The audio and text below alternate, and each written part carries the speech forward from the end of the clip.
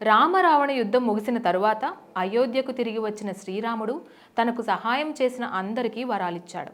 ఈ క్రమంలోనే తనకు నమ్మిన బంటుగా ఉన్న హనుమయ్యకు ఏం వరం కావాలో కోరుకోమన్నప్పుడు హనుమంతుడు తన జాతిని దృష్టిలో ఉంచుకొని వరం అడిగాడు. అదేంటో తెలుసా? మరణాన్ని ముందుగానే గ్రహించి ఎవరికి ఇబ్బంది కలగకుండా దేహాన్ని జీవులకు ఆహారంగా మారేలా వరం అడిగాడు. ఈ సృష్టిలో సకల జీవరాశుల మరణాలను మనం చూస్తూనే ఉంటాం.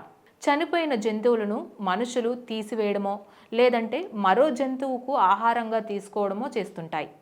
కానీ కోతులు మరణించిన తరువాత అవి ఏమవుతాయో ఎవరికైనా తెలుసా? హనుమయ్య కోరిన వరం ఇదే. కోతుల మరణాన్ని ముందుగానే అంచనా వేస్తాయి.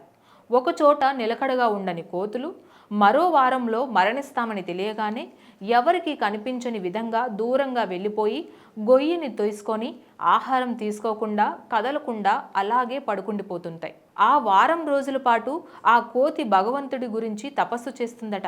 మరణించిన తరువాత పొడమి తల్లి నేరుగా ఆ కోతిని సమాధి చేస్తుంది. ఇక ఎక్కడైనా ప్రమాదంలో కోతులు మరణించినా మిగతా కోతులు దానిని అక్కడే వదిలేయకుండా దూరంగా తీసుకువెళ్ళి సమాధి చేస్తాయి.